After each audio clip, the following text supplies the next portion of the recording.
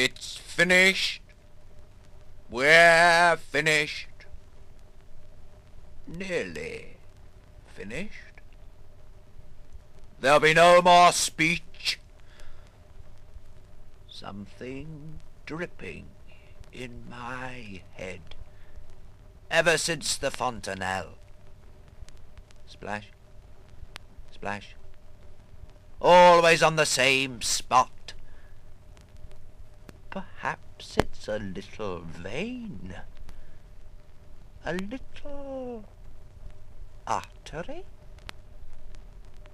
Enough of that. It's story time. Where was I? The man came crawling towards me on his belly. Pale, wonderfully pale and thin. He seemed on the point of... No, I've done that bit. I calmly filled my pipe, the meerschaum, lit it with, let us say, a Vesta, drew a few puffs. Well, what is it you want? It was an extraordinarily bitter day. I remember 0 by the thermometer. But considering it was Christmas Eve, there was nothing extraordinary about that. Seasonable weather for once in a way. Well, what ill wind blows you my way? He raised his face to me, black with mingled dirt and tears. That should do it. No, no, don't look at me. Don't look at me.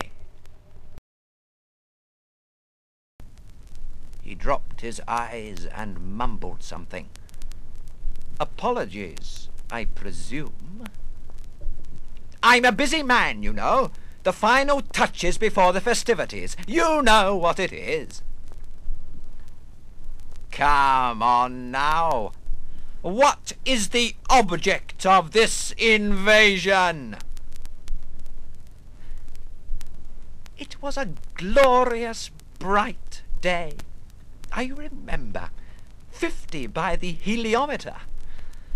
But already the sun was sinking down into there, down among the dead. Nicely put that. Come on now, come on. Present your petition and let me resume my labours. There's English for you. Oh, well. It was then he took the plunge. It's my little one, he said. Tss, little one, that's bad. My little boy, he said, as if the sex mattered. Where did he come from? He named the whole. A good half day on horse. What are you insinuating? That the place is still inhabited? No, no, not a soul, except himself and the child, assuming he existed. Good.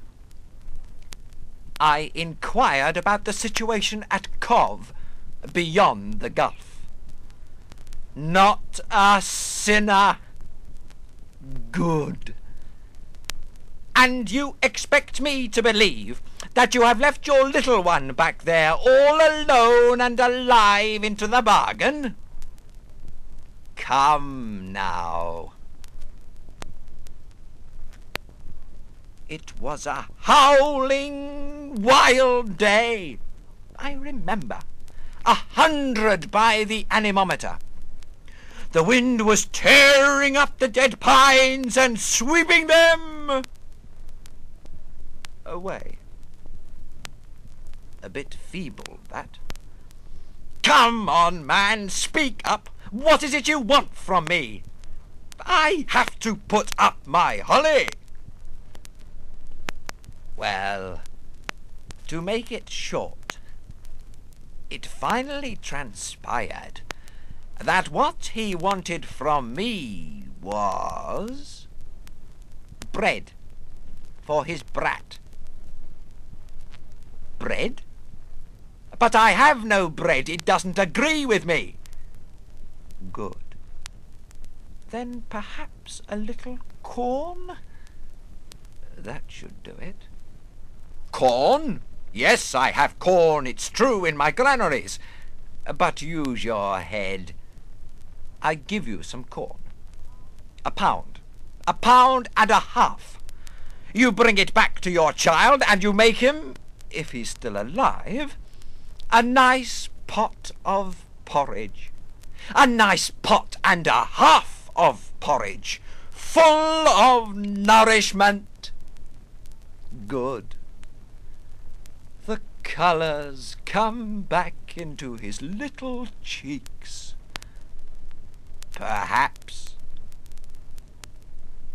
And then I lost patience. Use your head, can't you? Use your head, you're on earth! There's no cure for that. It was an exceedingly dry day. I remember. 0 by the hygrometer. Ideal weather for my lumbago. But what in God's name do you imagine? That the earth will awake in spring? That the rivers and seas will run with fish again? That there's manna in heaven still for imbeciles like you? Gradually, I cooled down. Sufficiently at least to ask him how long he had taken on the way. 3 whole days. Good. In what condition he had left the child? Deep in sleep. But deep in what sleep? Deep in what sleep already? Well, to make it short, I finally offered to take him into my service. He had touched a chord. And then I imagined already that I wasn't much longer for this world. Well, here, if you were careful, you might die a nice, natural death, in peace and comfort. Well, in the end, he asked me, would I consent to take in the child as well, if he was still alive. It was the moment I was waiting for. Would I consent to take in the child? I can see him still, down on his knees, his hands flat on the ground, glaring at me with his mad eyes in defiance of my wishes. I'll soon have finished with this story, unless I bring in other characters. But where would I find them? Where would I look for them?